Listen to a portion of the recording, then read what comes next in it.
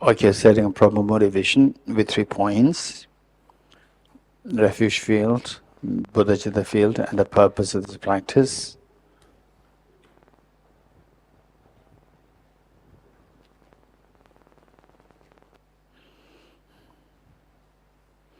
Visualize Buddha Shakyamuni, His Holiness the Dalai Lama, and all enlightened beings.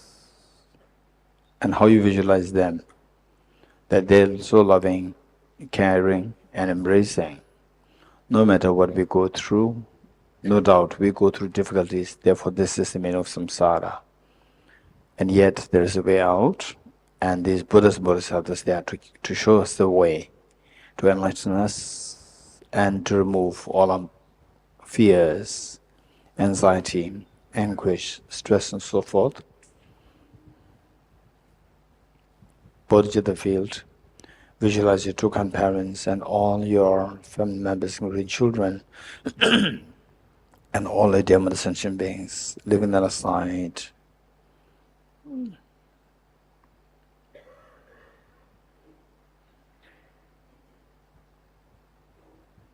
And the purpose of this practice is to awaken the seed of perfection within us,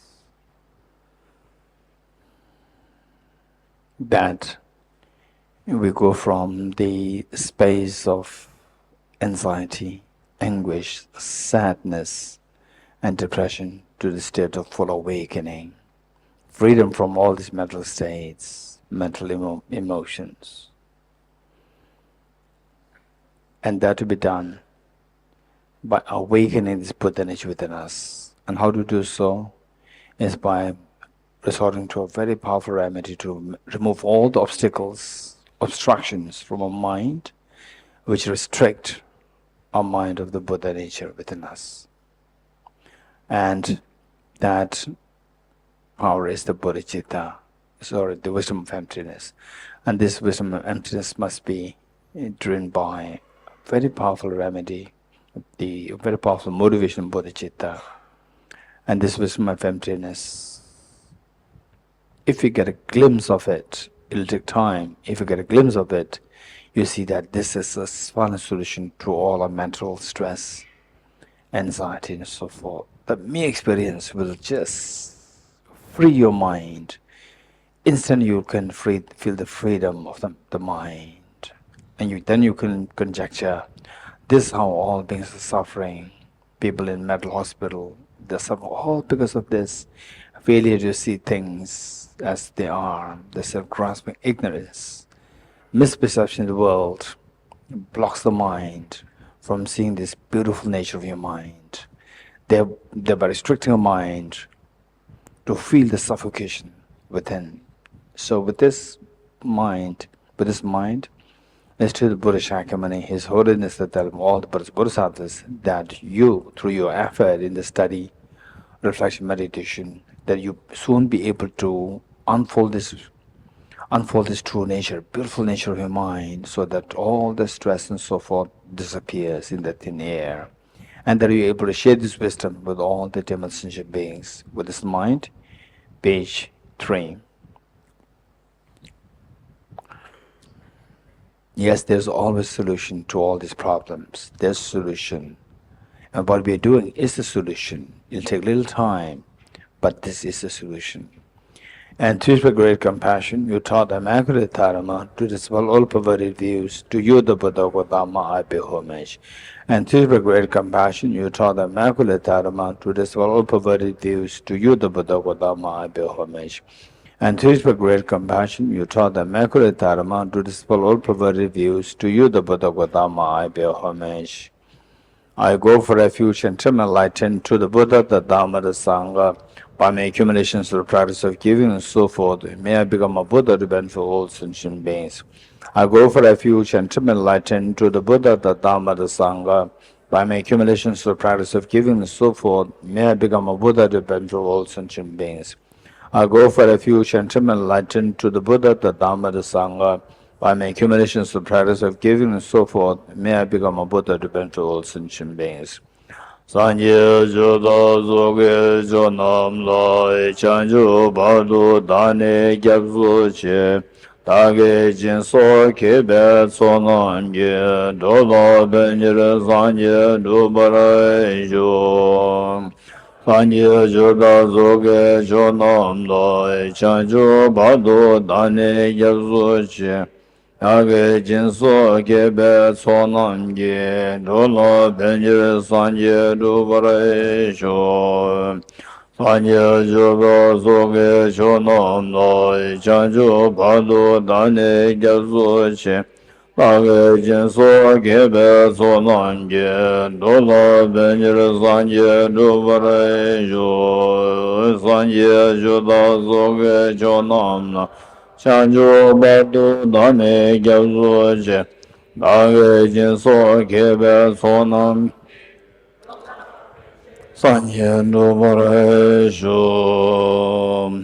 now that we know the meaning of the following verse of the in praise of from Nagarjuna's fundamental wisdom of the middle way, the word of salutation to the Buddha, and praising the Buddha for him having taught this the emptiness of all the eight phenomena which fall under the category of dependent origination, and all just see how our problems, our anxieties, so forth that you had 10 years ago, 15 years ago. Now, looking back, we see that the past, what happened 20 years ago, it was so stressful, so problematic. Now it's just like a history. It's like the faint past event. It just passed away. Now you have more opportunity to think about it. How that is dependent originated. How these problems came into being depends on what factors. And now how to undo those factors. Particularly of all these factors, one factor involved is to see objects as objectively real, truly real. And you get a glimpse of this. You see, objectively there's nothing there. It's just my perception that give a solid identity to the object, and then my mind reacts in a very stressful way. It resists, and it builds up extremely unpleasant feeling within, and it can be extremely corrosive. Now seeing this is all like dream. The Buddha taught. Therefore the Buddha, this is what I'm looking for. All these lifetimes, I'm looking for this solution. And whosoever can teach this is the best of the teacher. So on the planet Earth, it was Buddha Shakyamuni for the first time who taught this wisdom to dispel all my stress, anxiety, depression, so forth. You are the best of the teachers. So this is the meaning. Let us reflect on this. And dependent origination, there is no ceasing, no arising, no annihilation, no permanence, no coming, no going, no separateness, no sameness. Appreciate to the consummate Buddha, the supreme among all teachers, the one who taught this peace, which is free of elaborations. Appreciate to the mothers of the hearers, the Bodhisattvas and the Buddhas, which through the knowledge of all lead hearers seeking pacification, complete peace, which through the knowledge of paths, causes souls helping migrate to achieve the aims of the world, and through the possession of which helps subdue by six part a variety of teachings. The one who is transformed into the reliable guide, motivated by ultimate benefits sentient beings, the teacher, Sugata and protector to you are my prostrations. The one who has eliminated the web of conceptualizations and is endowed with the divine bodies of the vast and the profound, who eternally shines forth the forever noble light rays, to you the Buddha are my prostrations. Inspired by wisdom and compassion, today in the Buddha's presence, I chant the mind of full awakening for the benefit of all sentient beings. As we recite the mantra, let's make sure that we reflect on the meanings.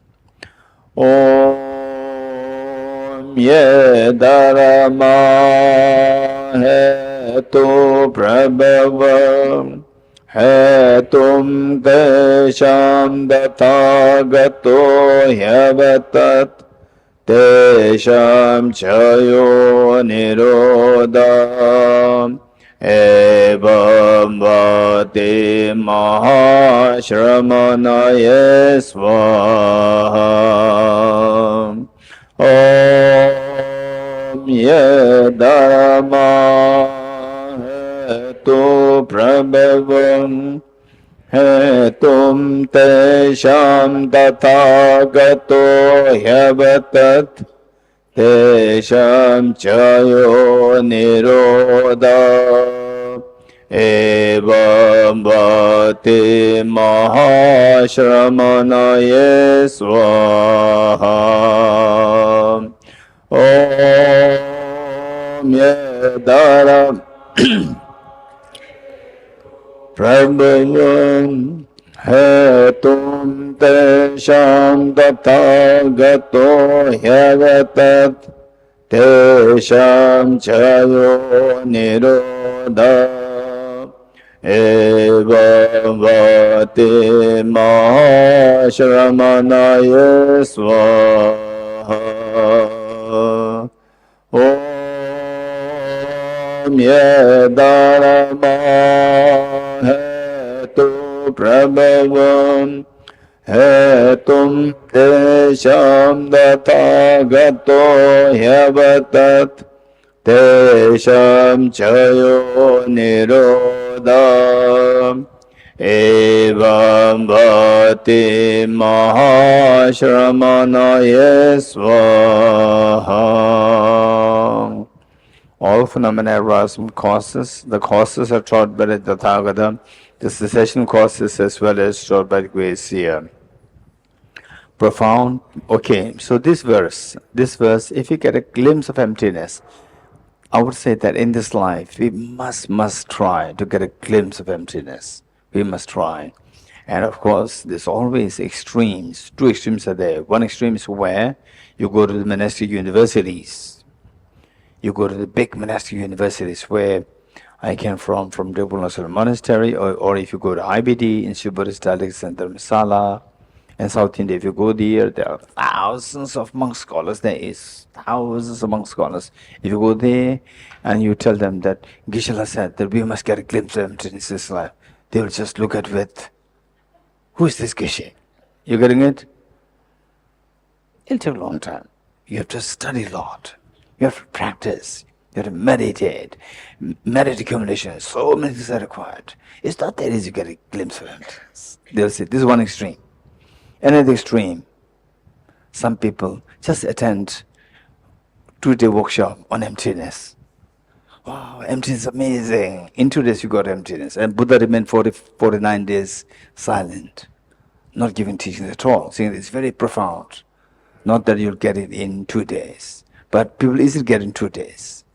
One extreme. Another extreme is, no way, you will not get it. It's very difficult. These are two extremes. You're getting it? So you will get it. You will get it, provided continue to have a systematic studies. Systematic studies, you can go anywhere, but do systematic studies. When I say systematic studies, teachers can differ, but the text are in Nagarjuna's text. And initially don't jump to Nagarjuna's, you will not get anything. First, study Acharya Chandrakriti's text. If possible, read His Holiness the Dalai Lama's book, How to See Yourself as You Really Are. Read this first. And there also you will not get anything. You will read it. You'll get some idea, some like the picture of pizza, you'll get it. Picture of pizza. Picture of pizza is not pizza. You'll get it. You read it more, study more, contemplate more, then you'll get some sense. Then gradually, with help of a teacher, whatever teacher, it doesn't matter, whatever tradition, doesn't matter, but the teacher must be somebody who is learned, not just like reading with you and finish. Read, explain. You must get a very systematic learning. Then again, you read His Holiness's book. You will see wow, this is so beautifully done. So beautifully done and extremely helpful. Then read Acharya Chandrakriti's text once more, study more, contemplate.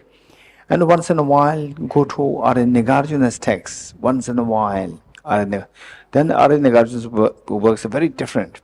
One verse will blow you up. Wow, this is amazing. One verse by Nagarjuna. You're getting it? And Acharya Chandrakriti's text is the one which will untangle all these single verse, untangle it, and then will give you the awe with the help of Acharya Chandrakriti's commentaries. Okay, we must try to get a glimpse of emptiness. We must. This is so important. In this life, we must get. Yes. Okay, glimpse meaning, for example, like, okay, this is a good question. What is meant by glimpse? What is meant by glimpse in English? Am I having a glimpse of you? It's not glimming. It's not a glimpse, right? Okay. This is not glimpse. Glimpse like, you getting it? Glimpses, it disappears, right? This is glimpse. Wow, I've got a glimpse of something. You're getting it? So likewise, it comes and disappears, emptiness. The moment it comes, a tinge of fear can come to you. Goosebumps can come to your body. Instant will disappear. And you want it, but it'll not come back again. It'll not come back. Again you have to study. And of course, pray to Buddha Shakyamuni, Arya His Holiness Acharya Chandrakirti, these great teachers of the past, from Sakya, Kankyu, Nyingma, Gelu, all these great teachers. Pray to them. Please let me have the experience of emptiness so that I can benefit sentient beings. Not that I'll have the goosebumps. Don't crave for the goosebumps. If you crave for the goosebumps, it'll never come. These are like byproducts. Goosebumps, cold waves flowing through your body, a touch of fear, very extremely tranquil feeling you never felt before. You are in so much of stress, and you think about emptiness. A glimpse of this, instantly that the mental suffocation will just transform into total ease. Okay, so this is what we have to do. We have to make sure that in this life, we are so lucky, you, me, all of us, we are so lucky that we met with the teaching on emptiness. Having met with the teaching on emptiness, if you just take for granted that, okay, yeah, we go to Bodh, Gaya and Root Institute and we got it. No, it's not that easy. Many people plan for such a program. For the, say for example, even the Nalanda studies, in Tibet house, Nalanda studies, so many people, they benefited a lot. And their personal experience is very inspiring. Very inspiring. And the many Russians coming from the Tenzidumla and Alexei, and now here we have Yulia and the Tatiana, and then the backbone, the again Yulia, their big heart, and supported by the Lurbache, extremely inspiring. So look, many of them told me directly that systematic studies is missing. So now they got it. And it's all because of His Holiness Dalai Lama's blessings. The moment we started this program, Nalanda Studies program, 6 years, 1.5 years, and then NCC, His Holiness hearing this, His Holiness was so happy. He said that the purpose of me establishing Tibet House is now being fulfilled. So therefore, the point is that it's not that easy. It took like 60 years for Tibet House to finally come up with this program. 60 years. After 60 years, then this program came into being. It's not that easy. Where you have karma. Now our karma brought to the meeting with this precious teaching. Study, meditate. Meanwhile, be patient. Let us be a little patient. Okay, I go through difficulties, I go through challenges, but there's a path there. There's this wisdom there. Buddha Shakyamuni, he left the whole palace. It doesn't mean that you leave your palace, you leave house. It's not the meaning. Buddha Shakyamuni left the palace in order to find it. We already found it because the blessings of the Buddha is already there. Now be in your house, be in your own family, be in your own place, wherever you are. Meanwhile, make sure that this wisdom of emptiness, don't let go of this wisdom of emptiness. Study, reflection meditation, and bodhicitta. Think of this. We already got it because of the Buddha's efforts, His Holiness's efforts. We already got this. So make the most of this and see in this life that you must get a glimpse of this. And if you get a glimpse, then the point is that your confidence will build up. Your confidence will build up because you've seen it with your own eyes. You know that there's a place known as Root Institute. You know that there is the Buddha's, the diamond throne on which the Buddha became enlightened. You know that already. Wherever you travel now, and if anybody says that, no, there's no place where the Buddha became enlightened, you have the confidence. You know that there's a place. We can go there. Okay, so this is what in this life we have to put effort to get a glimpse of emptiness. Once you get it, then all your stress, whatever happens, okay, they are very interesting anecdotes. I'll share them in the main class. Okay, with this in mind, let's recite the what. Okay, this is what I'm trying to explain. The verse which the Buddha uttered at to say that the reason that Buddha did not teach for 49 days. It says, so what is that emptiness like? The glimpse of emptiness like? What's the glimpse like? Profound. That is, okay, I'm reading this, I'm explaining this verse. Profound. There's the experience of emptiness so profound. You just see it as so profound. Profound meaning, for example, say, I paint Mona Lisa. And Leonardo da Vinci also painted Mona Lisa. If you compare the two, most of you will appreciate my painting. Mine one is very colorful, and Leonardo da Vinci is very dull. Leonardo da Vinci's painting is dull. My painting is very colorful, red, blue, and so forth. And Michelangelo comes, and who said that? What is this? Comparing the two, there's no comparison. Dump this painting. Be so bright. He has no clue of painting. He will dump mine painting, and you'll be amazed. Right? This painting is so beautiful. You don't have the eyes to see the Mona Lisa. You're getting it? You don't have eyes to see the painting of Leonardo da Vinci's, the beauty of the Leonardo da Vinci's painting. Michelangelo has his eyes. So likewise, it's so profound. Michelangelo, looking at Leonardo da Vinci's painting of Mona Lisa, he was, this is so profound. We don't have the eyes to see that. Likewise, wisdom of emptiness is so profound. So profound, peaceful, and if you experience this, instantly a peace will dawn in you. Because, why? Because the stress, anxiety, these are all the mental phenomena. Intention where the mind exerts, resists, and this is happening because of what? Intention resisting because of Arman. Why this resistance is happening? On which level? Anyone? On which level this resistance is happening? I think we discussed this 10 years ago. No, today is the 7th day.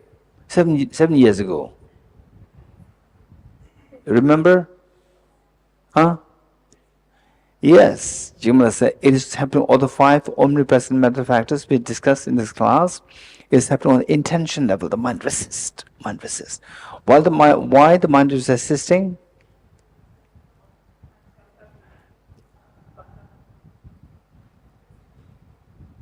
Hey, Leon, translate what Sania is saying.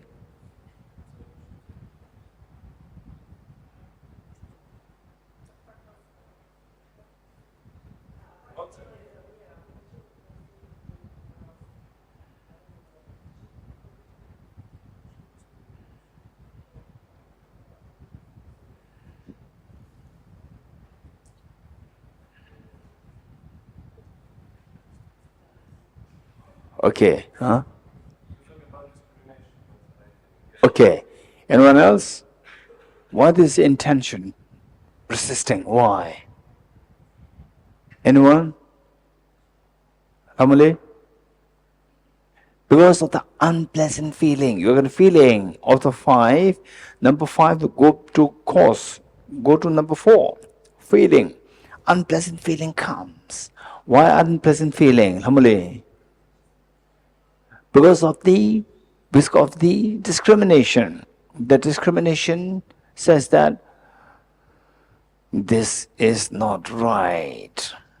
This is not right. It should not be like this. When you say it should not be like this, what's the feeling? Very unpleasant.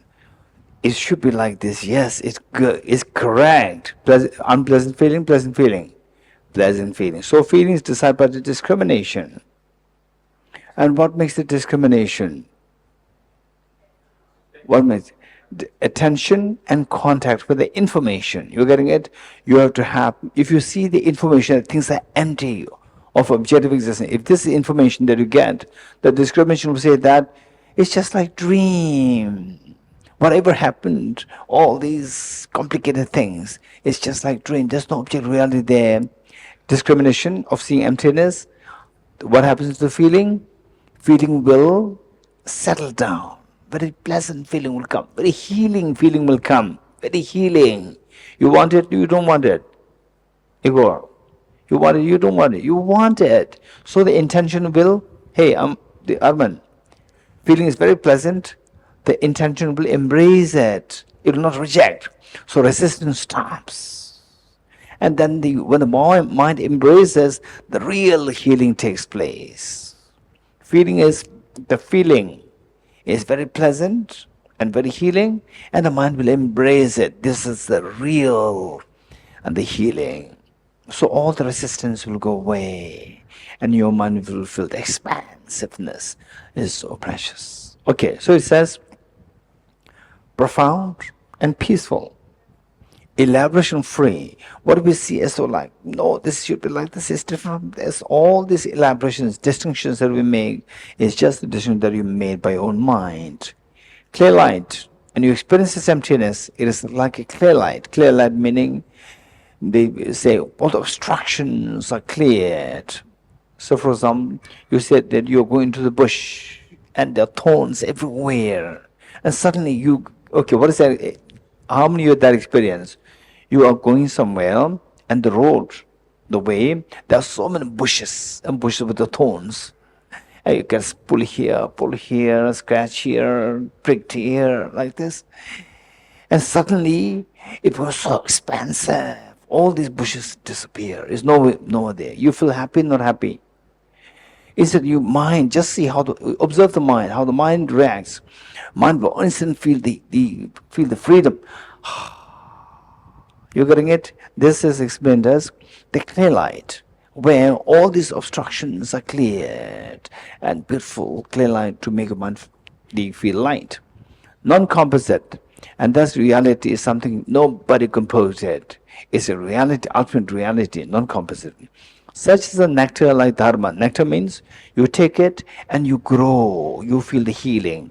The nectar of dharma I've discovered, finding no one to fathom this teaching, in silence I'll return to the woods.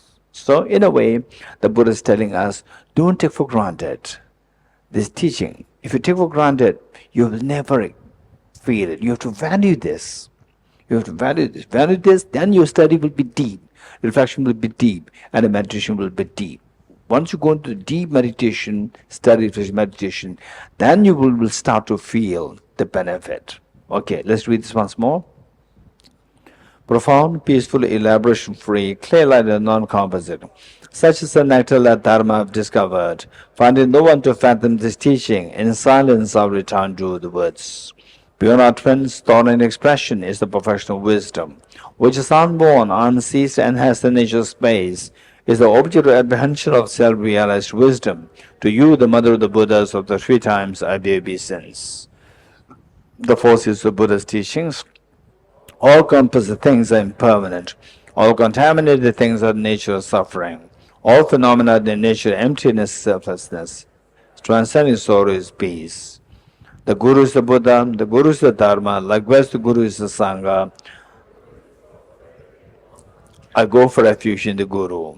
By the sound of the vibrant drum of Dharma, you liberate all beings of miseries. I beseech you to kindly remain and give teachings until the end of the expanse of billions eons. The Buddha does not watch the negativities of beings, nor does he remove their miseries by his hands. His spiritual realizations are not transferred to them. It is by teaching the truth of suchness that the beings are liberated. With folded hands, I beseech the Buddhas of all directions to shine the light of Dharma for all bewildered miseries gloom.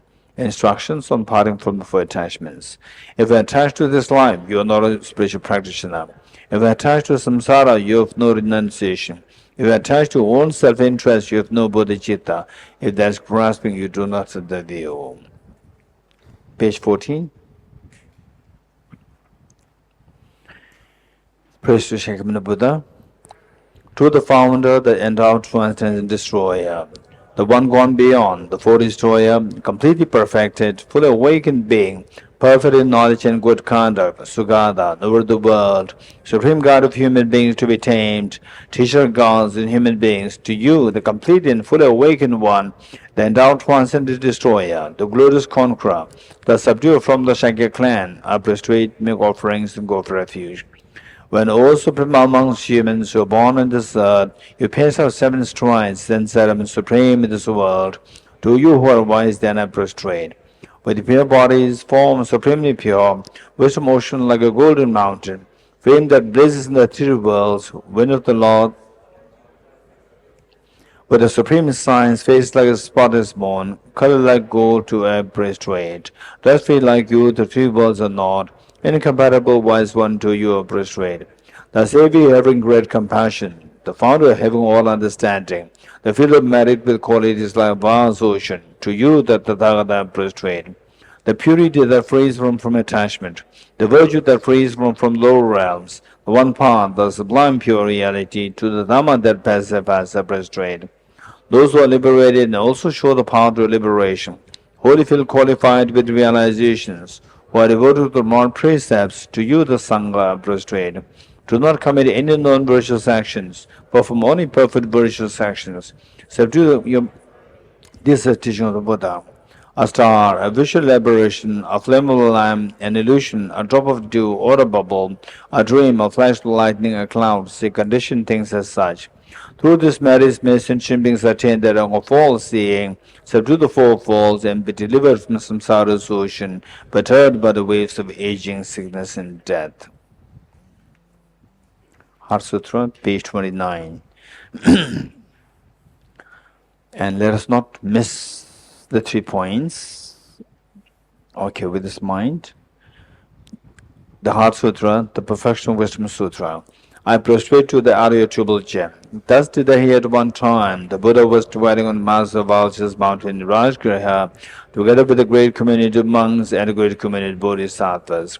At that time, the Buddha was absorbed in the concentration on the categories of fall, profound illumination. Also at that time, the Bodhisattva Mahasattva Avalokiteshvara looked upon the very practice of the profound illumination of wisdom and beheld those 5 aggregates also as empty of inherent nature.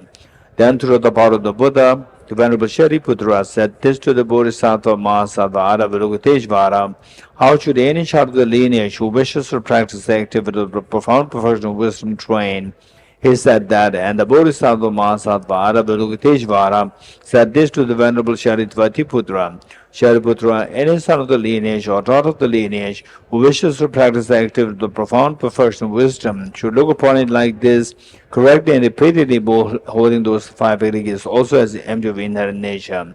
Form is empty, empty is the form, empty is no other than form, form is also no other than emptiness. In the same way, feeling, discrimination, composite factors, and consciousness is empty.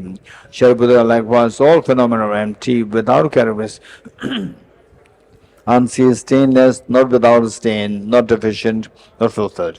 Shariputra, therefore, in emptiness there is no form, no feeling, no discrimination, no composite factors, no consciousness, no I, no mind, no visual form, no sound, no smell, no taste, no object to touch, and no phenomenon. There is no I element, and so on up to including no mind element and no mental consciousness element. There is no ignorance, no extinction of ignorance, and so on up to and including no aging and death, and no extinction of aging and death. Similarly, there is no suffering, origination, cessation, and path, There is no exalted wisdom, no attainment, also no non-attainment. Shariputra, therefore, because there is no attainment, bodhisattvas rely on and dwell in the perfection of wisdom, the mind without obscuration and the mind thus without fear. Having completely passed beyond error, they reach the end point of nirvana. All the Buddhas who dwell in the three times also manifestly completely awaken, unsurpassable, perfect, complete enlightenment and reliance on the perfection of wisdom. Therefore, the mantra of the perfection of wisdom, the mantra of great knowledge, the unsurpassed mantra, mantra equal to the unequaled, mantra that thoroughly pacifies all suffering, should be known as truth and is not false. The mantra of the perfection of wisdom is declared, Dhyata Om Gade Gade Bara Sam Gade Bodhiswa. Shariputra, the Bodhisattva Mahasattva should train in the profound perfection of wisdom like that. Then the Buddha rose from their concentration, commanded the Bodhisattva Mahasattva Avalokiteshvara, saying, well said, son of the lineage, it is like that, it is like that. One should practice the profound perfection of wisdom just as you medicated, even the Tathagatas rejoice. Buddha having thus spoken, the Venerable Shariputra, the Bodhisattva Mahasattva Avalokiteshvara, along with the world of gods, humans, asuras, and gandharvas, were overjoyed in hearing the praise that is spoken by the Buddha. Okay, as per Sadhana Sutra mantra, given that we all went there to the Rashkir Valsha speak, Governors, you went there before? You went already. So just since we all been there, just visualize that you are there, and Buddha Shakyamuni, His Holiness the Dalai Lama, Avalokiteshvara, then Shariputra, and all the bodhisattvas, the monks, nuns, lay devotees, all are there, and you are right in the front row with your parents, all of them members, with children. And imagine that Buddha Shakyamuni is exhorting us thus: don't remain in fears of samsara and stress and so forth. Come out of this, come to the ultimate happiness, full awakening. And you hearing what the compassionate teacher Buddha Shakyamuni is exhorting, then you inform this to all of family members, all dear sentient beings. Look, this is what a compassionate teacher Buddha Shakyamuni is exhorting us. Let us not remain in samsara anymore. Let us stop shedding tears completely by awakening the Buddha nature within yourself, by taking the steps along the path shown by the Buddha Shakyamuni. And all others hearing what you are saying, and some can be extremely nasty, some can be extremely rude, cruel, and so forth. Hearing what you are saying and being cruel, being rude, there is great element of sadness, a great element of the irritation within, and nobody wants that. And hearing what you are saying, they are so inspired. There's no reason why I should be rude and thus attract the irritation with myself, endless irritation. There's a way out there. And so with this, they join you in this journey of cleansing the mind of mental defilements with the practice of wisdom of emptiness and bodhicitta. Okay.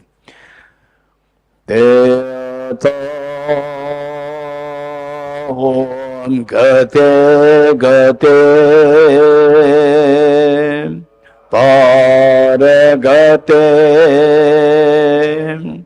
Parasamgate Bodhisva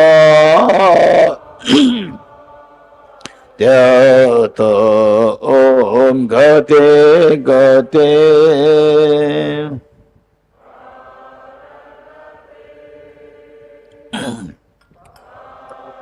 Samgate Bodhisva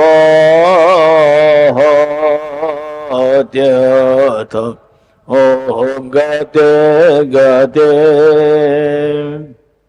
Paragate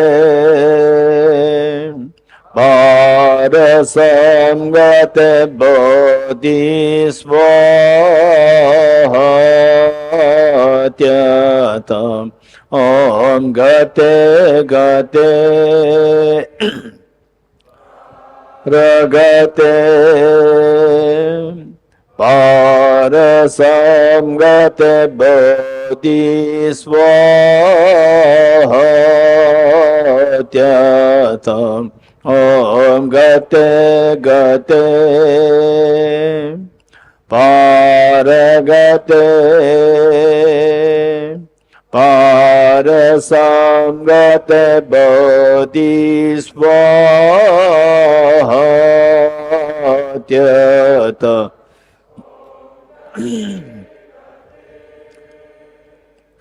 Paragate Parasamgate bodhisvaha.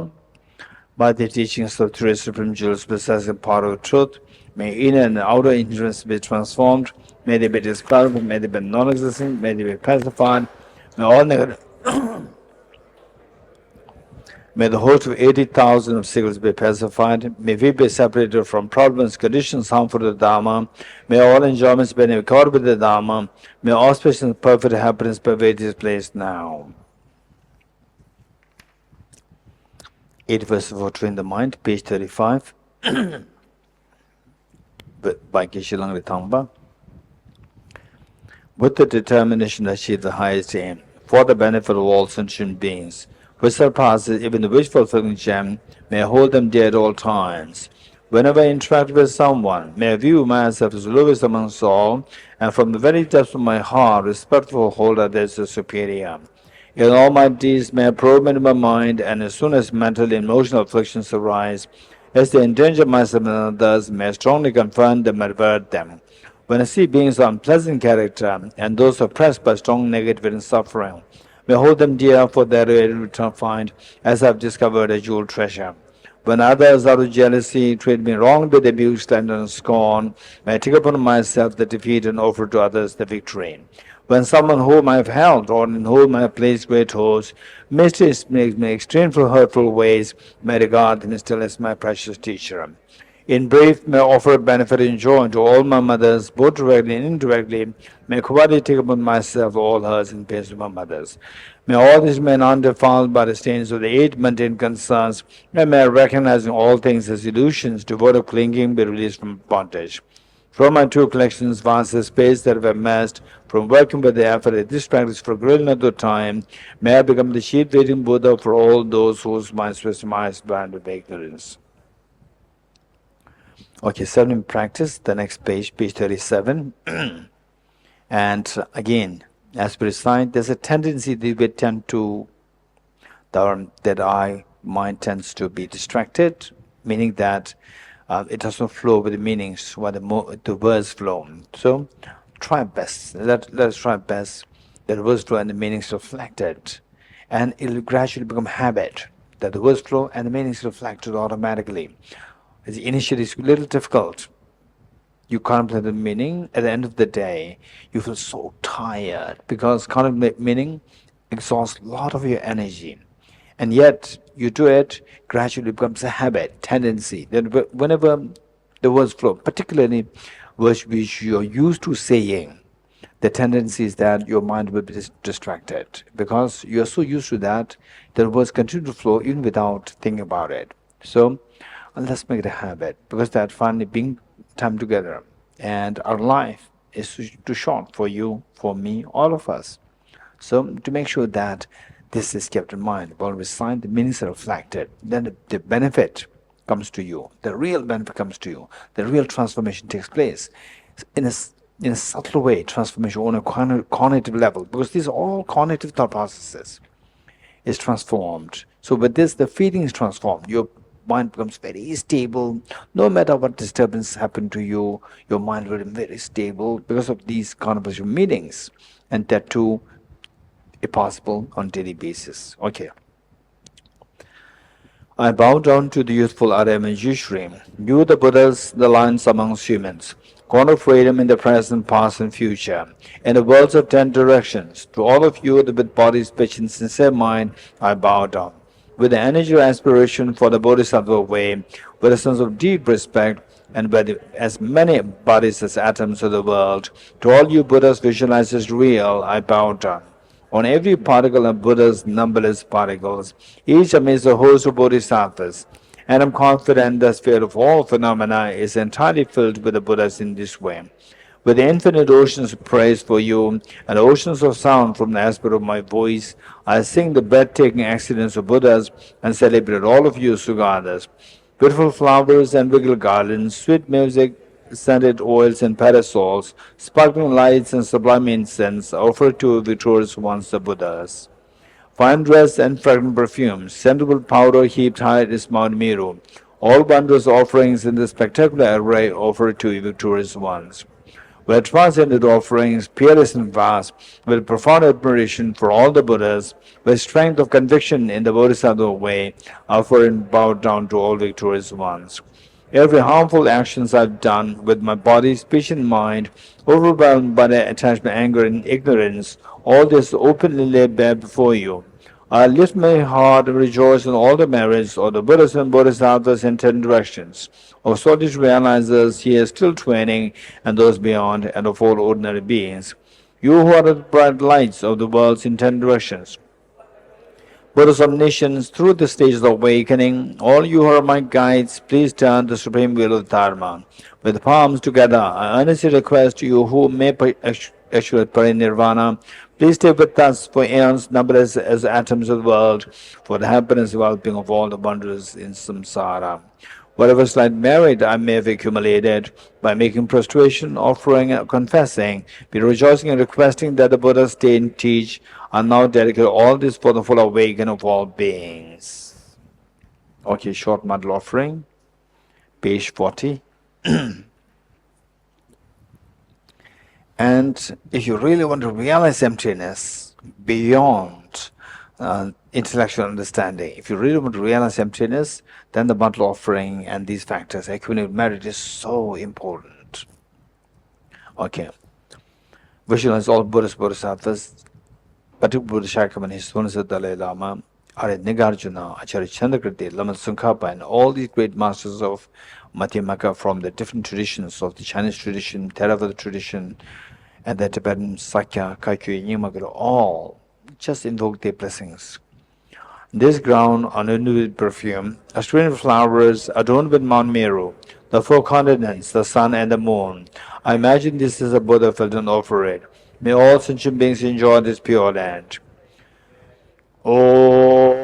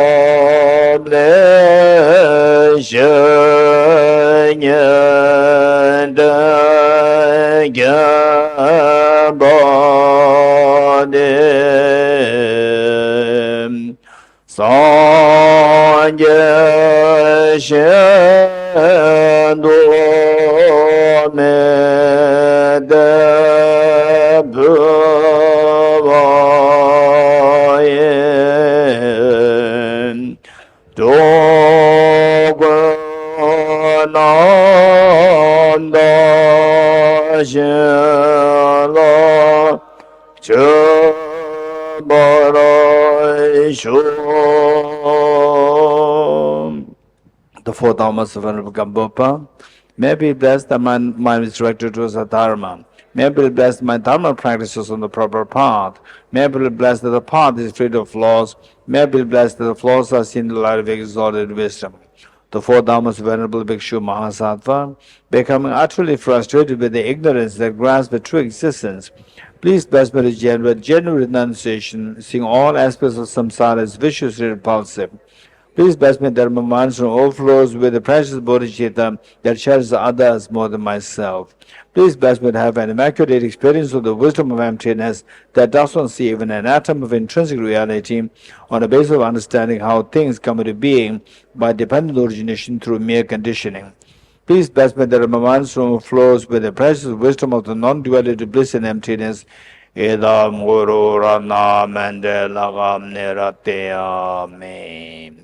The next page, page 42, the foundation of all good qualities, the roadmap to enlightenment by Lama Tsongkhapa. And in our daily practice, just see if we are you, me, we are all following these 14 verses, meaning that in terms of the practice, what we do tally with on these 14 verses. If they tally, you're on the proper track. And if something is missing, not that you will just go off the track, but if something's missing, we need to be mindful that, okay, these are things that are missing, which I must include. Okay, with this mind, let's recite. The foundation of all good qualities is a kind and perfect pure Guru. Correct devotion to him is the root of the path. By clearly seeing this and applying great effort, please bless me that I will rely upon him with great respect. Understanding that the precious freedom of this rebirth is found only once, is greatly meaningful and is difficult to find again. Please bless me to generate the mind that unceasingly day and night takes its essence. This life is as impermanent as a water bubble. Remember how quickly it decays and death comes. After that, just like a shadow follows the body, the results of virtues and non-virtuous karmas follow. Finding firm and definite conviction in this, please bless me always to be careful to abandon even the slightest negativity and accomplish all virtuous deeds. Samsaric splendors are unsatisfying and unreliable. Seeking them is a door to all suffering. Please bless me a strong wish for the bliss of liberation. Led by this pure thought, mindfulness, alertness, great question arise. The root of the teaching is keeping the pratimosha vows. Please bless me to accomplish this essential practice. Just as I fall into samsara, so fall Mother my creature beings. Please bless me to say this twin in supreme bodhicitta and bear the responsibility of freeing my creature beings. Even if I develop bodhicitta, but I don't practice the 3 types of morality, I'll not achieve enlightenment. With my clear recognition of this, please bless me to practice the bodhisattva vows with great energy. Once I pacify distractions to wrong objects and correctly analyze the meaning of reality, please bless me to generate clearly within my mind stream the unified path of karma by especially inside. Having become a pure vessel by training in the general path, please bless me to enter the holy gateway of the fortunate ones, the supreme Vajra vehicle. At that time, the basis of accomplishing the 2 attainments is keeping pure vows and samaya. As I become firmly convinced of this, please bless me to protect these vows and pledge my life. Then, having realized the importance of the 2 stages, essence Vajrayana, by practicing with great energy, never giving up the 4 sessions, please bless me to realize the teaching of the Holy Guru. Like that, may the Gurus who showed the noble path and the spiritual friends who practice it with long lives, please bless me to pacify completely all out and inner hindrances. In all my lives, never separated from perfect Gurus, I enjoy the magnificent Dharma by completing the qualities of the stages and the paths, may I could attain the state of Vajratara. Okay, maximum verse. You are Avadavuteshvara, great treasure of non-referential compassion, and Manjushri, master of flawless wisdom, Elves Vajrapani, destroy hosts of demons without exception, Songava, crown jewel of the sage will land of snows, those on top at your feet and make prostrations.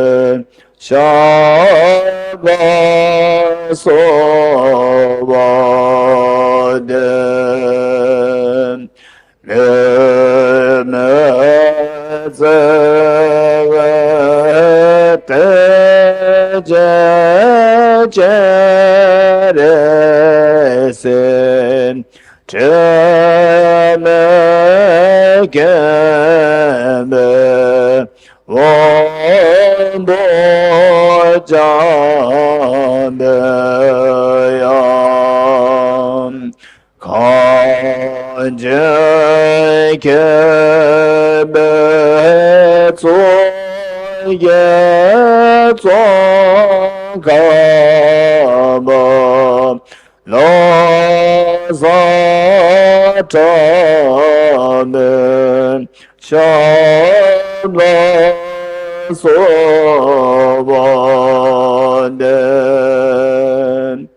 nene tsevete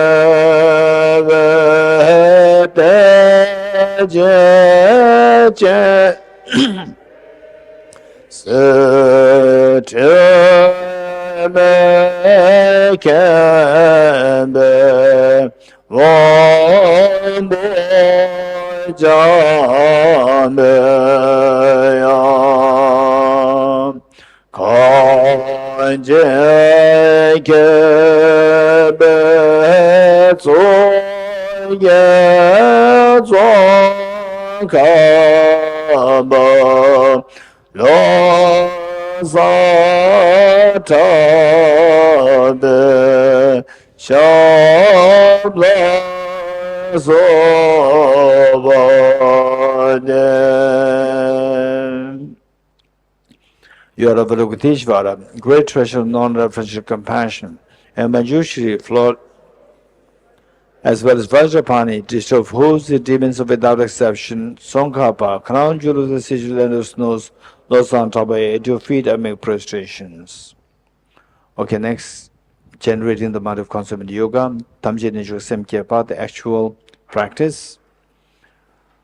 Thus far is the first creating the prerequisites for the proper Dhamma practice, and then the roadmap. Now is the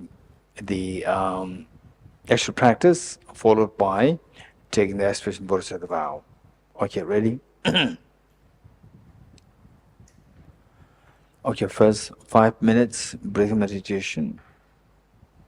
Okay, first exercise. Yeah. Yes. First physical exercise, and this physical exercise would be is extremely good for us.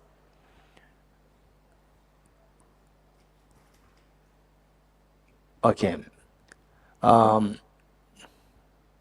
Too cold? No? Okay. This exercise is very good. Particularly, either you do sitting meditation, long time sitting meditation, number one, or you have a sedentary lifestyle. For these two kinds of people, this exercise is very helpful. Oftentimes we have the backache. Okay. Ready? Hold your knees. Hold your knees. Hold your knees.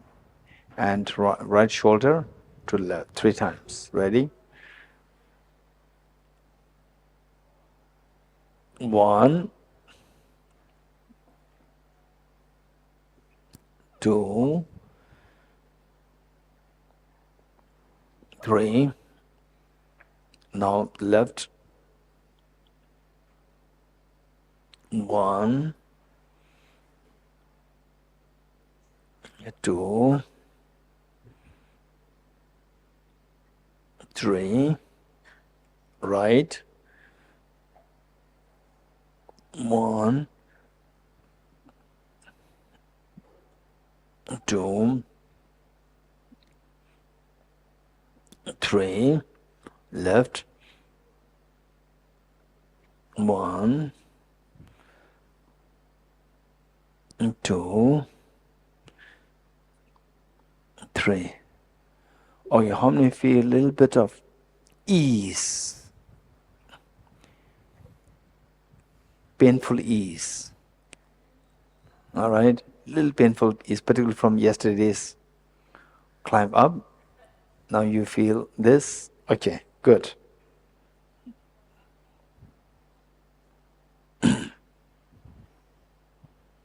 Okay, next is the breathing exercise.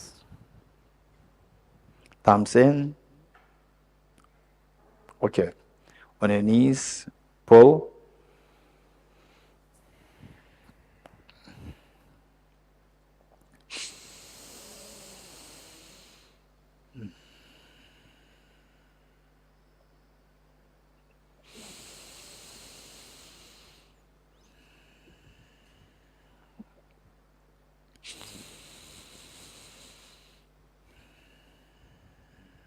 Again, pull.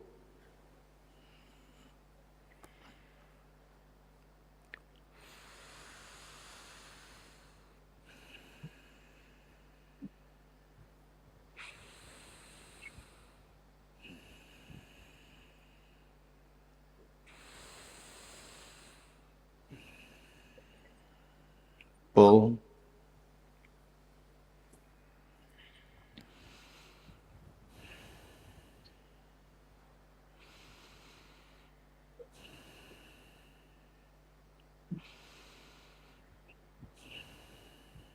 Make sure that as you breathe in, your tummy comes out. As you breathe out, tummy goes in. That's very important. Okay, good. And some people, when they do this, they do this with a great force.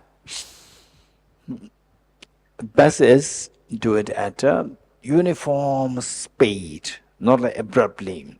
Uniform, there's reason, there's control. There's a control that you learn control.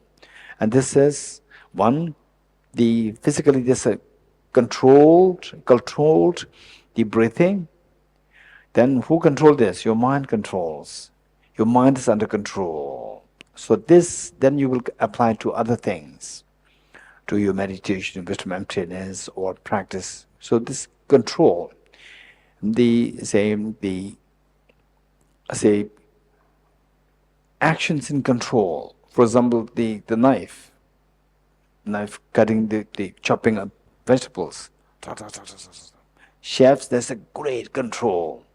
And we think that, oh, chefs, they're doing so easily, you do it, it can cut your finger. You have no control. So they're so trained. So this, you apply to, this actually, all this physical control happening because of your mind, mental control. Mental control is regulated energy, regulated actions. This is so difficult. It's so difficult. All these small things. So we should learn how to be observant to all the small details. His Holiness the Dalai Lama, you won't believe. I was amazed when I was traveling with His Holiness for about 6 years. His Holiness just sits there and thousands of people there. He will just have a glance like this. Believe it or not, he will see, what are you doing? Allah doing like this. And your name, the lady there? Your name? Yulia. And Yulia doing like this, right? And Natasha doing like this. His Holiness could see everything. You're getting it? In one glance. Because of the training. Controlled. Your mind has incredible power. If channel is properly, within one glance, you will see everything. But for us, what did you see? What you feel attached to, that is what you see. Other things you will not see. Say, for example, if I'm attached to the cool sensation, cool feeling, it's so hot, it's so hot, it's so hot. I will only notice this fan. The rest I will not notice. This is lack of our mind is pulled by the attachment, aversion. And person who you dislike, you'll see the person first. The person you feel attached to, you'll see the person first. The rest you will not even see. But it's His Holiness, just glance through, will notice everything. These are the trainings. Our mind has that capacity. Our mind has that capacity. Whereas if your mind, if you let go of the mind, let the mind go as per your attachment, then the mind is extremely pampered child. Extremely pampered child. Whereas if you train the mind properly, it is like extremely disciplined soldier. This is what the mind is. Okay, but it's mind. Now we will do the meditation. 5 minutes. Okay, ready?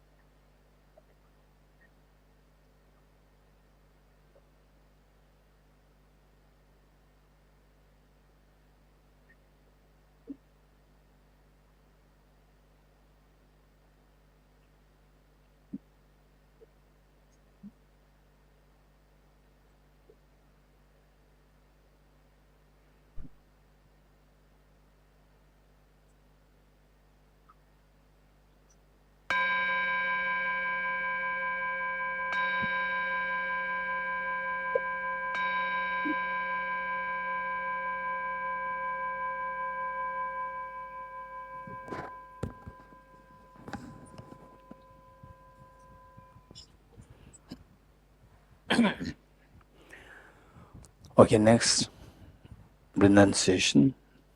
And today we'll do with instruction.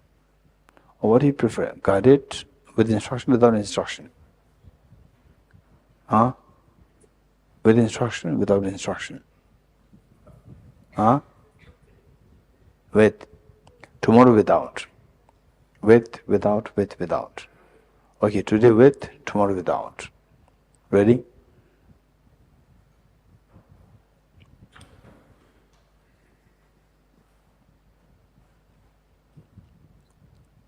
Okay. Renunciation. Renunciation is to renounce miseries. It is not to renounce your happiness. To renounce the miseries, we need to know how to renounce causes of miseries. The Buddha indicated, Ye dharma hedu prabhava. All these phenomena arise from the causes.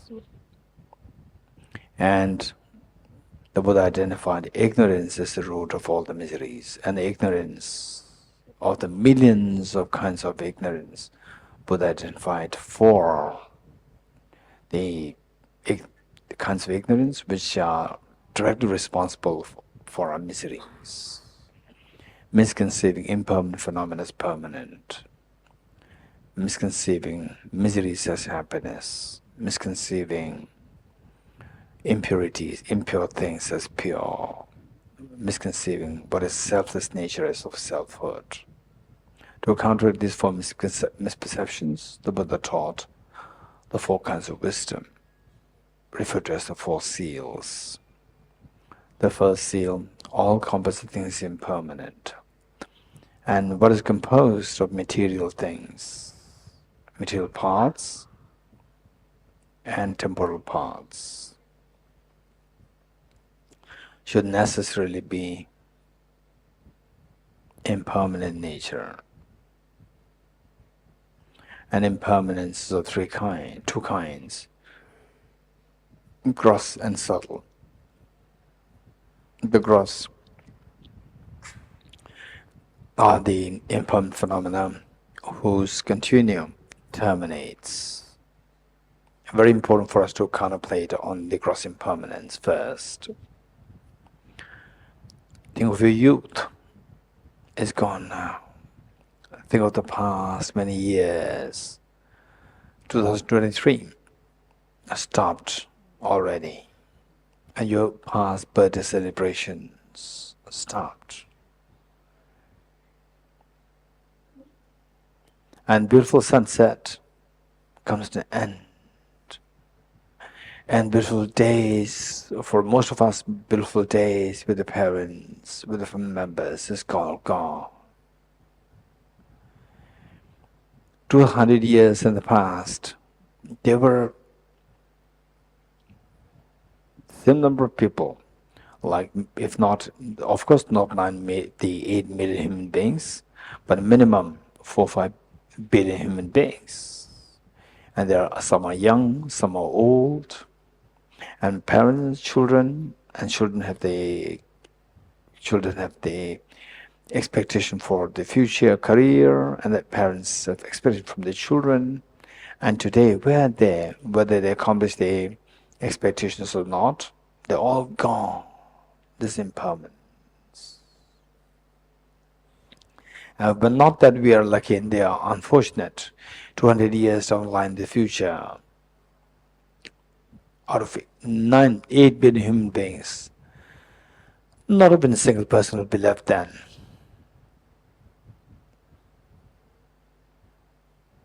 And out of the 8 billion human beings, only few will be remembered. And the rest of us, your third generation, fourth generation, will not even have a clue of your existence. This is impermanence.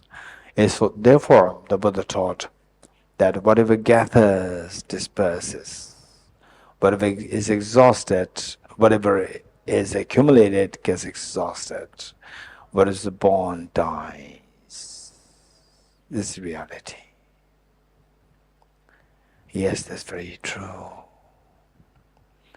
And this impermanence gross impermanence which marks our own youth, our own good health, and our own the material growth. They are all impermanent nature. And this impermanence, people that you meet with, they all disperse. And this beautiful Bodhi retreat, we come together. We're so happy to know each other, to know that, oh, this person is interested in this person is really learned, is meditating, very inspiring. And then in 2-3 days' time, we'll all disperse.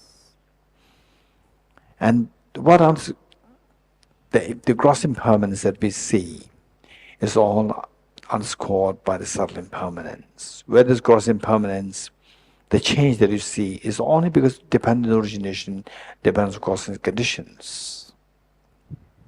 So, the causes conditions, in the process of this change from the cause to the result, the changes, whatever change happening there you see over the span of 20 years, 30 years, is possible only if there's change happen on a yearly basis, which in turn is possible only if the change happen on a monthly basis, weekly basis, daily basis, hourly basis, minute by minute basis, second by second basis, millisecond basis. Yes, that's true.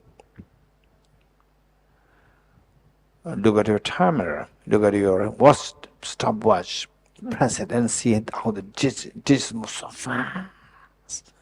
If you contemplate, if you meditate, by spending time, you see there is not only this stopwatch or the timer, but even your body is moving at that pace so fast.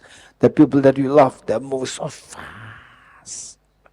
The house that you live in, the cheesecake that you eat, the food that you eat, the beautiful flower that you see around, they look as though they're so beautiful and static. No, they're momentarily changing. The beauty that you see one moment is gone the very next moment.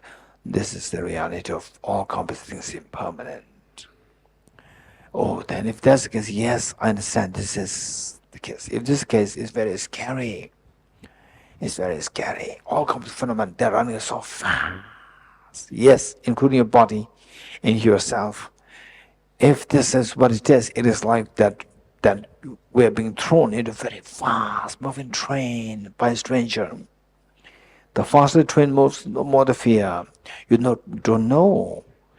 It's totally unpredictable where this train is taking us. Now, who decides where this train is taking us?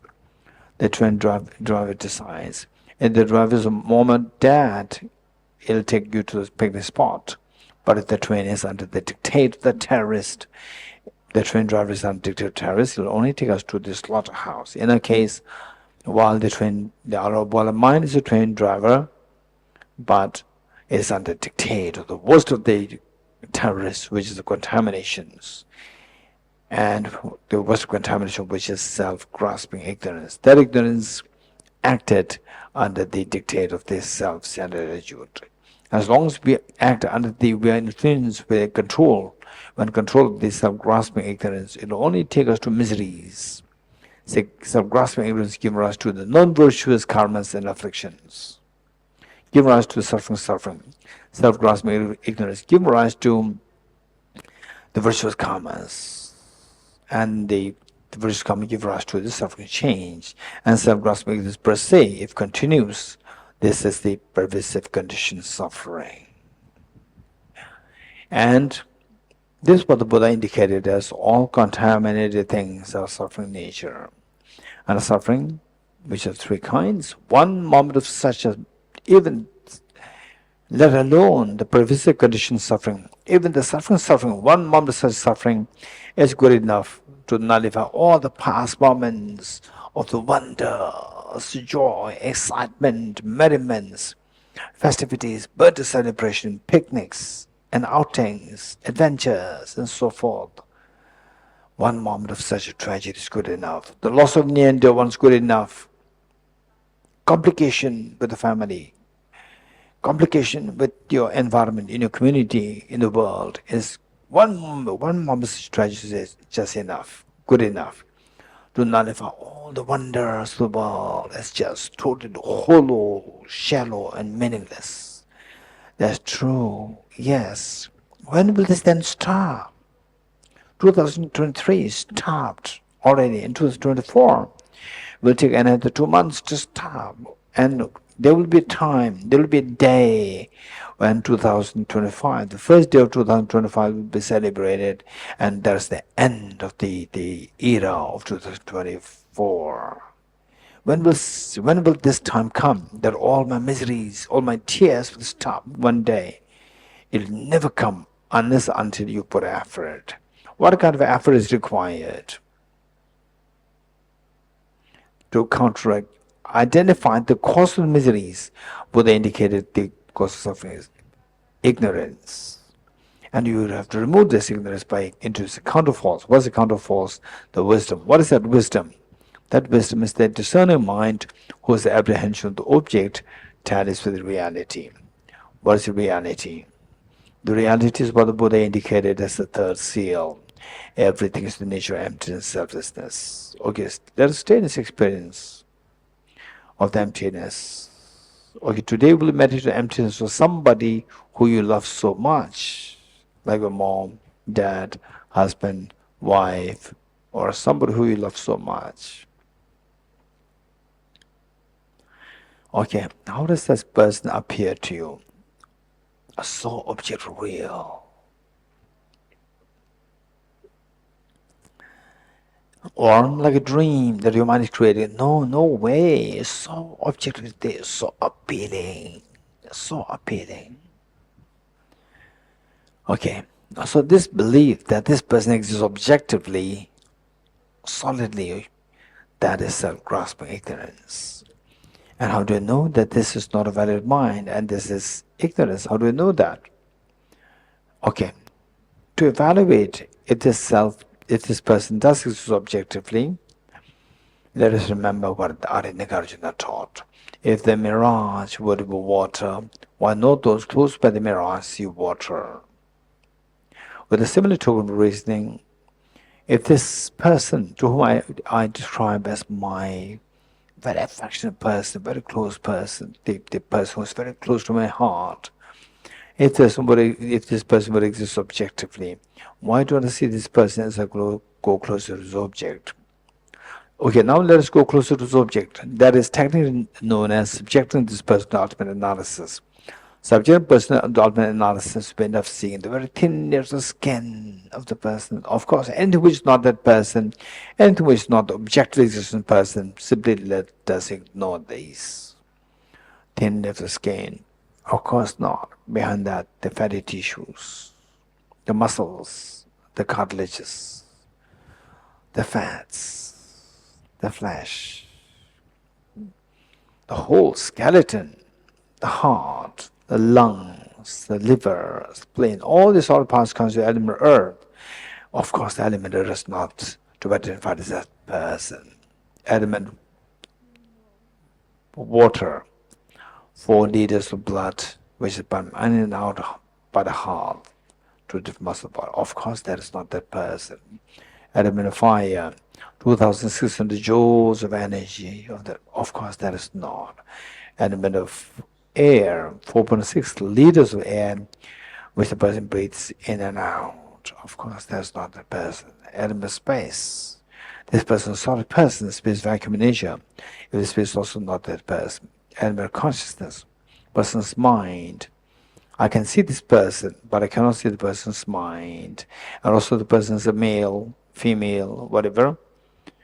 And this mind of the person does not have the gender. Gender is possible purely on the basis of the body. So even the consciousness is also not that person. Okay, now what do you see with the ultimate subject, this personal ultimate analysis? What do you see? Just 6 elements. Which of 6 elements is this person? None. If you're sure of this, you get the third essential, that empty of the objects being intrinsically one with its parts. Okay, now if this is not the possibility, then look for the other alternative of the second of the 2 possibilities. Remove the 6 elements, see if the person does exist as intrinsically real, besides 6 elements. Remove 6 elements, what is left? Nothing is left there. If you're sure of this, this is the fourth essential. Essential for understanding the emptiness of objects being intrinsically different from its parts. Okay, now, ruling out the two possibilities for the person who exists objectively, see, what is the person from the object now? Now I would come too close to the object, that is, if there does exist objective existence, now I should be seeing that. Where is this objective existence self, the person? Nowhere. I'm discovering that the person's empty object reality. Just in this experience, for some, a tinge of fear can come.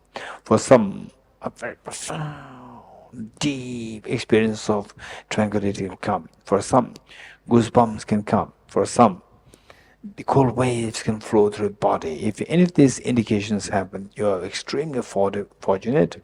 If not, don't worry.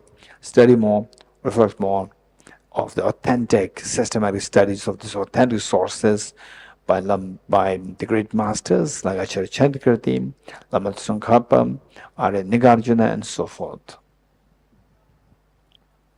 Okay, and this experience is so powerful. But what's the purpose of this practice? Yes, just as this person to whom you love so much dissolves into the profound emptiness, if you subject all your stress, anxiety, anguish, disturbance, sorrows into the same analysis, you will come to discover that contrary to how they perceive a subject real, and thus I'm thrown into stress, suffocation, so forth, seeing them that they're just like dream, my own mental creation. Objectively, it's all empty. All my sorrows are transcended. Stay in this experience emptiness, where all my sorrows are transcended. Wow, this is amazing. Generate very strong aspiration. May I experience this profound emptiness where all my sorrows are transcended. This is the ultimate understanding of renunciation, final interpretation of the renunciation, as opposed to how people in a loose sense say renunciation is to renounce your miseries. Renouncing your miseries, renouncing the three kinds of suffering, renounce cause of suffering. This is all the very surface level of understanding of renunciation. Okay, so abundance experience, desiring to experience wisdom of the emptiness, where all my sorrows are transcended. Okay, slowly come out of this practice to move to the Bodhisattva practice.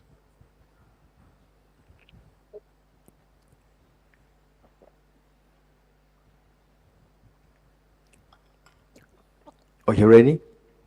Bodhicitta. For Bodhicitta, we'll do the 4 immeasurables, and then we'll conclude with the Bodhicitta aspiration. Okay, as the other days, we'll do the first 2 immeasurables. Ready? Given the Bodhicitta is extremely precious mind, which we require the incredible great support and role model. And the best role models are Buddhist Bodhisattvas. Just invoke all the Buddhist Bodhisattvas, particularly Buddha Shakyamuni, His Holiness the Dalai Lama, Arya Avalokiteshvara, Arya Manjushri, Arya Maitreya, Arya Vajrapani, Arya Thara, and all the enlightened masters. And you are surrounded by your 2 parents, all of them members, children, and all ultimate sentient beings. Okay, ready? Today we will do on the basis of the instructions, guided meditation, and from tomorrow we'll do it on our own. So for this we have to learn how to do it. Just try to be mindful, to remember the points how you meditate. Immeasurable compassion. How good would it be that all my dear sentient beings are freed from suffering and the causes of suffering. Causes of suffering primarily consisting of self-grasping ignorance and self-centered attitude. May all my dear sentient beings be be freed from suffering and the causes of suffering. I will take the responsibility that all my dear sentient beings are freed from suffering and the causes of suffering. The Buddhas and Bodhisattvas witnessing they were making such a courageous commitment, like the mother after all these many years of raising children with so much hardship. Today the eldest girl, eldest daughter just 12 years old, and the eldest son 11 years old, two of them come to the mother, tell the mother, "Mother, please take rest. You have done everything for us. You have showered so much love and affection. Amazing. And we are now grown up. We'll take her for our siblings." And the mother could not believe her eyes in years. And the tears of joy flowing through her eyes. This is exactly what is happening to all Buddhist Bodhisattvas. They're so happy and proud of you. This pride and happiness invoke their compassionate minds to send for nectar of soothing light towards you and all mother sentient beings. They may touch the light and nectars with the bodies of beings yours, washes of all the miseries and causes of miseries from the minds of sentient beings and yourself.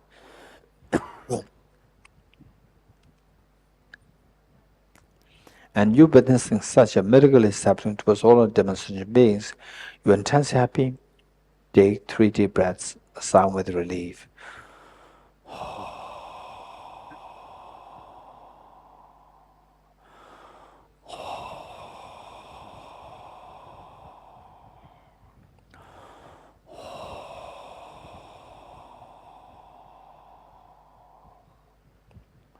Immeasurable compassion, immeasurable loving kindness. How good would it be that all my dear sentient beings are endowed with happiness and the causes of happiness. Cause of happiness primarily consisting of the most fearless mind of the wisdom of emptiness and the most beautiful mind of the bodhicitta, which cherishes others more than oneself and wanted to become Buddha for beautiful demonstration beings. May all my dear sentient beings be endowed with happiness and the causes of happiness. I will take the responsibility that all my dear sentient beings are endowed with happiness and the causes of happiness. The Buddhas and Bodhisattvas witnessing that you are making such a courageous commitment, they are intensely happy and proud of you. This pride and happiness invoke their compassionate minds to send the nectars for soothing light towards you and all dear sentient beings. They may touch lights and the nectars of the nectars with the bodies of beings in yours, instills in all happiness and causes happiness in the minds of sentient beings yourself. And you witnessing such a miracle is happening towards all of the sentient beings, you are intensely happy. Take 3 deep breaths, a sigh with relief.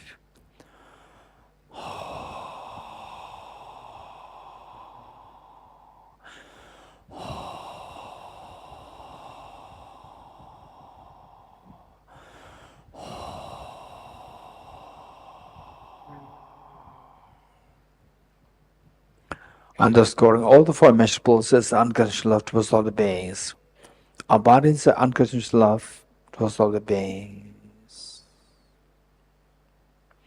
And imagine that you are looking at the eyes of each of sentient beings with total love and affection and embrace. To the extent that each one of them feels themselves as so special in your eyes.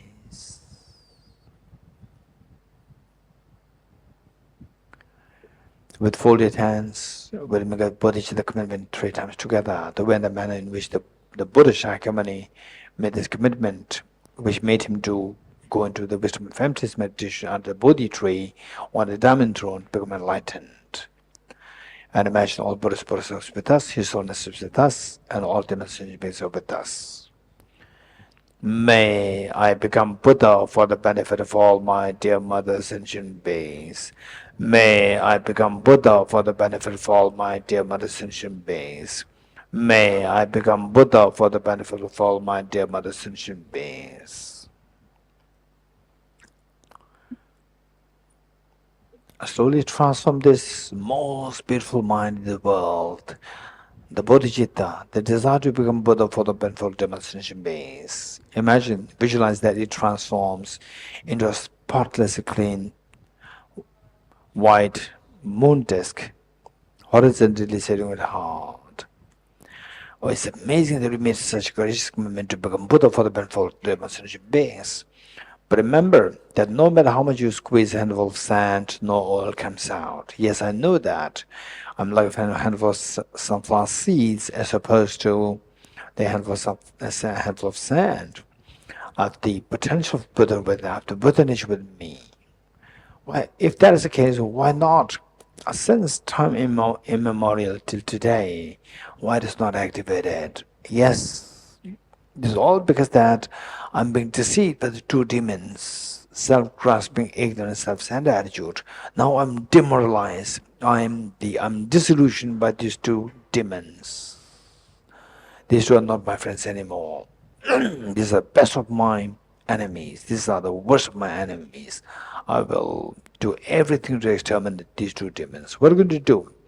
I will resort to a very powerful remedy to overcome these two. What remedy? The wisdom of non-dual wisdom of emptiness or bodhisattvas. What is that like? Let's quickly retrieve the experience of emptiness which you meditated as part of as the third seal, as a part of the four seals. Okay, think of the same person who you love so much. And how does this person appear to you? As object real or like a dream? Of course, object real. If you're very sure of this, you have done the first essential identify the object negation. Okay, how do we evaluate this person doesn't exist subjectively? Remember what Nagarjuna taught. If the mirage be water, one knows those close by the mirage see water. Okay. So let us go close to the object with a similar token of reasoning. Let's go close to the object, which is technically referred to as the subject in this personal ultimate analysis. We end up seeing the 6 elements: and earth, water, fire, air, space, and consciousness. Now tell me, which of 6 elements is this person in our ultimate analysis? None. If none of these 6 elements see this, if the person exists objectively as different from these 6 elements. Remove 6 elements, what happens? Nothing is left there. I discover now that from the object there's nothing to be identified as the person who I love so much. Since experience for a while, slowly transform this wisdom of emptiness into a spotless, clean, thumb-sized white vajra, vertically sitting on the monastery of the heart.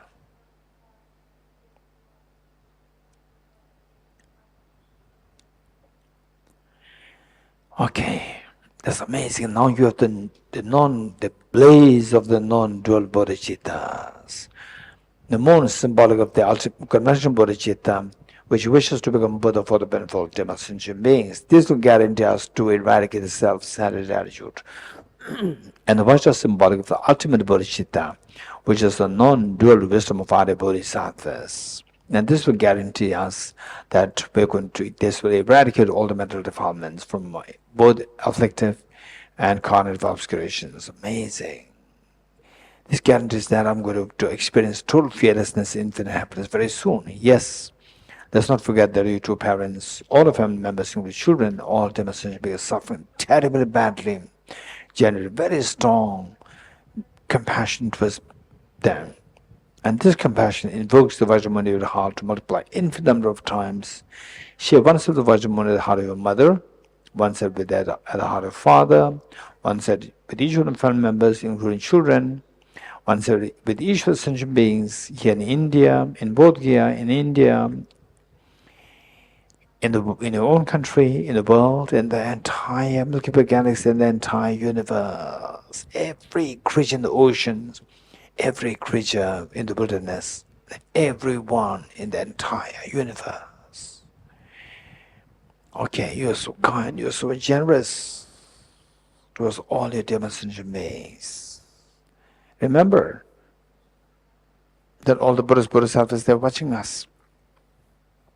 Particularly Buddha Shakyamuni, who attained enlightenment under Bodhi tree, and His Holiness the Dalai Lama, and Arukteshvara, and so forth. Why not invite them to be the guest as well as the witness to undertaking the aspiration Bodhisattva vow? As you just making this request, let us slowly stand up along with all demonstration beings to make 3 prostrations to all Buddhas, Bodhisattvas.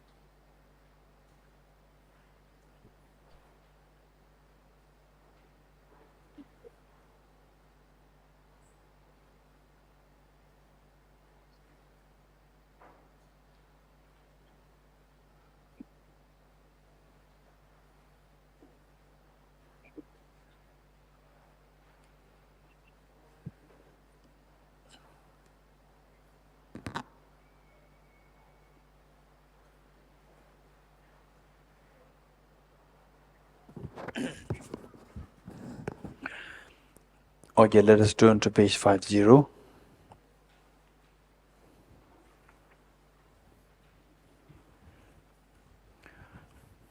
Okay, if possible, see if you can sit on the right knees.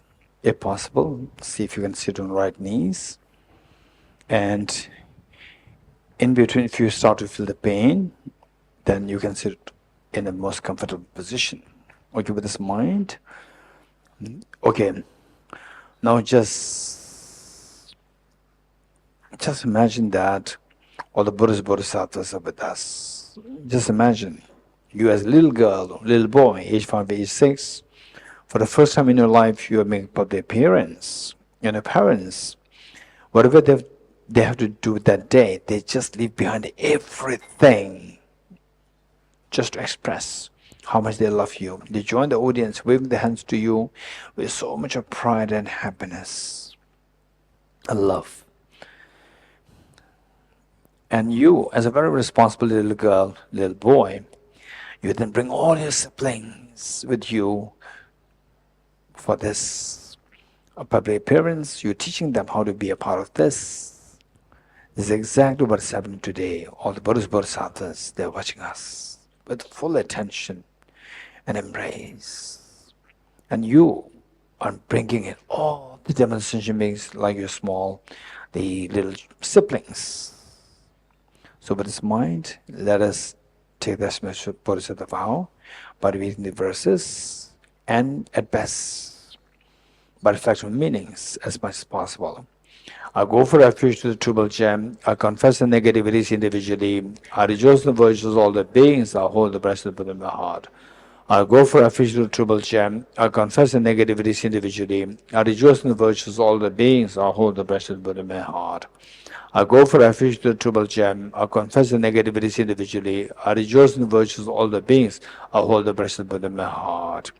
Gurus, Buddhas, and Bodhisattvas, please be here to me.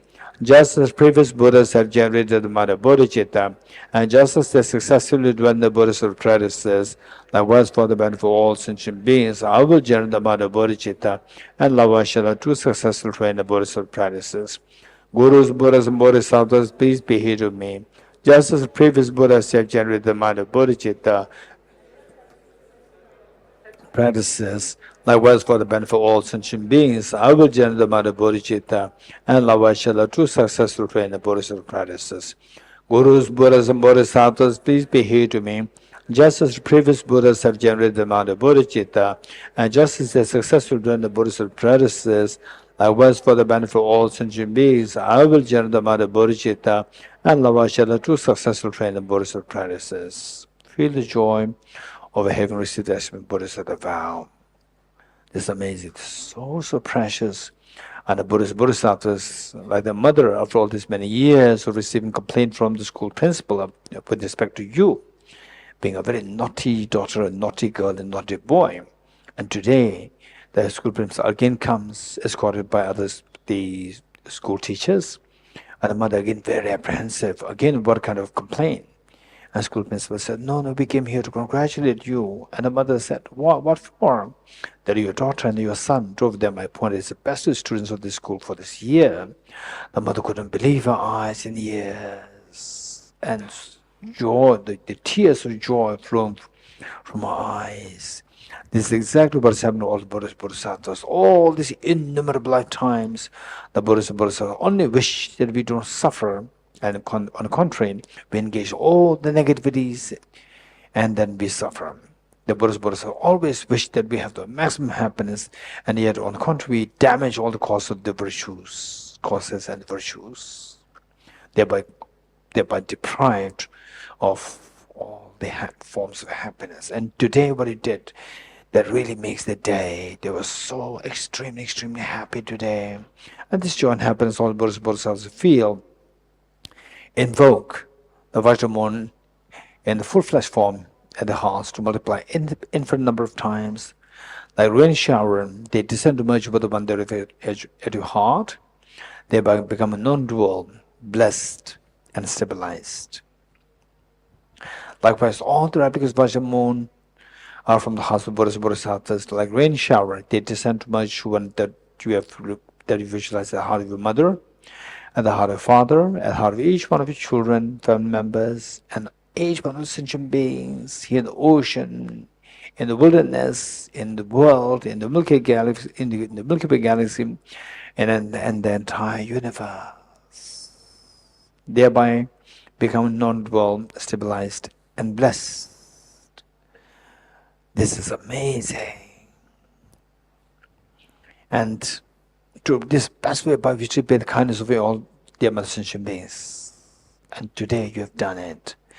And of all the offerings to the Buddhas, Bodhisattvas, the Buddha said that one moment of practicing compassion far excels the gifts of the whole universe filled with gems and offered to all Buddhas, Bodhisattvas. If this were the case for the mention of our having taken aspiration Buddha's vow today, you have made the best of the offerings to all Buddhas, Bodhisattvas. And of your life, there's nothing greater purpose than this. We may be going through ups and downs of our life, challenges, difficulties, and so forth, but this is the greatest meaning. Even somebody who we qualify as the most happy, most successful person. But if you do this practice, there's nothing greater than this, and today you did it. You have given such a purpose and meaning of life. No matter how difficult our life is, you have given a life of purpose to awaken your Buddha nature so that you can stop the miseries altogether for yourself and for all other demonstration beings. Thereby you have given such a purpose to your life. And all these wonders happening because of the blessings of all the Buddhas and Bodhisattvas. I suggest to thank all the Buddhas and Bodhisattvas. Let us slowly stand up to make 3 prostrations along with all demonstration beings.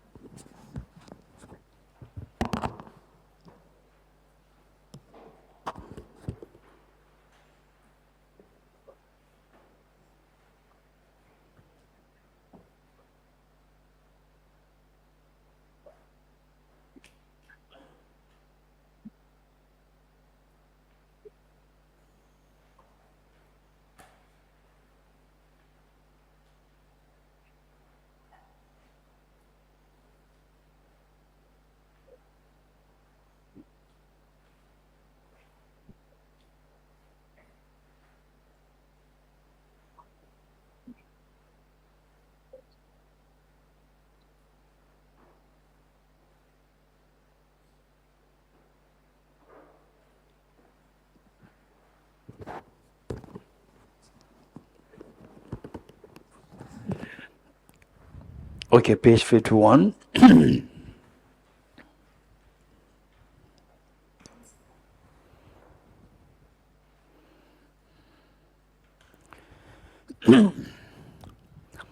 Throughout my future lifetimes, may always be guided by the compassionate Buddha and be able to uphold the true precious Bodhicitta saving across my life. Throughout my future lifetimes, may always be guided by the compassionate Buddha and be able to uphold the true precious Bodhicitta saving across my life. Throughout my future lifetimes, may always be guided by the compassionate Buddha and be able to hold the true precious Bodhicitta saving across my life. In order to further increase this bodhicitta from now on, those with discernment who have lucid seeds and awakened the mind of bodhicitta in this way should highly praise in the following manner. Today my life has borne fruit, having well obtained this human existence. I've been born in the family of the Buddha, and now I'm one of Buddha's children. Thus, whatever actions I do from now on must be in accord with the family. Never shall I disgrace or pollute this noble and unsullied race. Just like a blind man discovering a jewel in a heap of rubbish, likewise by some coincidence, a wakened mind has been born within me. It is the supreme ambrosia that overcomes the servant of death. It is the inexhaustible treasure that eliminates all poverty in the world. It is the supreme medicine that quells the world's disease. Is a tree that shelters all beings wandering and tired on the path of conditioned existence. It is a universal bridge that gives freedom from unhappy stage of birth. It is the adornment of mind that expels the torment of disturbing conceptions.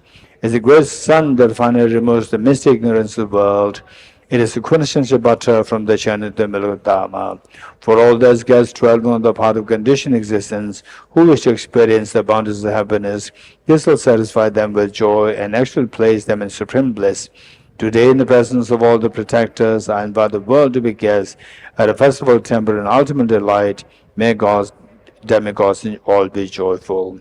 I dedicate the merit thus gathered towards the realization that is in the prayers of all the Buddhas and Bodhisattvas of 3 times, and to the holding of the doctrine of scripture and insight, and all lives wholeness merit, never separate from the 4 wheels of the Mahayana vehicle, and accomplish all the stages of the path, renunciation, Bodhicitta, the perfect way in the 2 stages.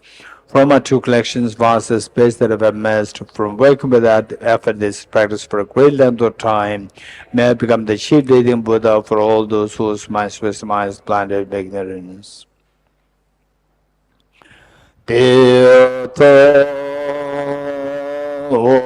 Om Gate Gate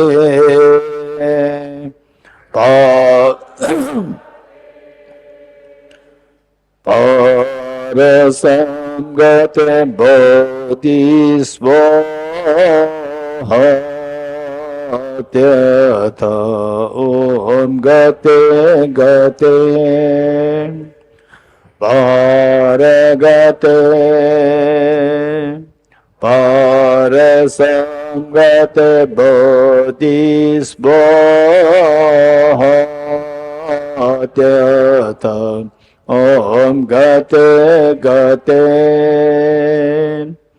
Paragate Parasangate Bodhisvaha Tyatha Gate Paragate Parasangate Bodhisvaha.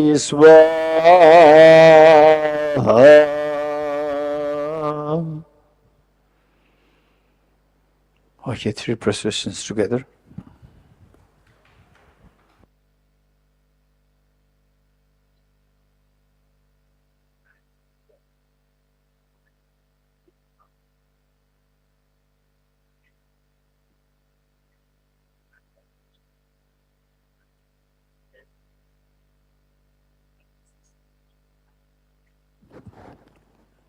Okay, there are some delicious sweets here. Feel free to take your own share. And this is from Thomas. Yes, our being collectively doing the prayers, practice class. They no doubt is blessed from the Buddha, Buddha Shakyamuni, His Holiness, and so forth. Take a share. I'll take my share. 3 prostrations.